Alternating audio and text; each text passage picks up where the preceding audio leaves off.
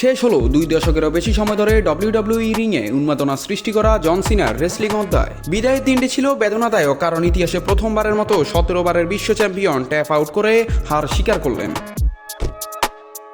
শনিবার Saturday Knights main ইভেন্টে গান্তারের বিরুদ্ধে শেষবারের মতো রিংয়ে নামেন জন সিনা। শুরু থেকেই উত্তেজনায় ভরপুর ছিল পরিবেশ। সিনার পরিচিত ট্রেডমার্ক মুভগুলো 5 নকল সাপল STF ভক্তদের মনে আশা জাগিয়েছিল, কিন্তু অভিজ্ঞতা আর শক্তিতে জয়ী হন গান্তার। শেষ পর্যন্ত সিনা আর লড়াই চালাতে না পেরে ট্যাপ আউট করেন। তবে দর্শকরা সহজে এই পরিণতি মেনে নিতে পারলেন না। ক্যাপিটাল ওয়ান এরেনায় উপস্থিত দর্শকদের প্রতিক্রিয়া ছিল বিভক্ত, কেউ বিস্ময়ে কেউ ক্ষোভে। তাই তো ম্যাচ শেষ হওয়ার পর গান্তারকে বাড়তি নিরাপত্তার মধ্যে মঞ্চ ছাড়তে হয়। ম্যাচ শেষে রিংয়ে দাঁড়ান কিংবদন্তি কার্ট অ্যাঙ্গল, মার্ক হেনরি, রব ভ্যান ড্যাম, ট্রিশ স্ট্র্যাটাস, মিশেল ম্যাকুল সহ আরও অন্যান্যগণ। আবেগঘন পরিবেশে রিংয়ের মাঝখানে নিজের বুট রেখে সেনা ক্যামেরায় সেলুট জানান তিনি।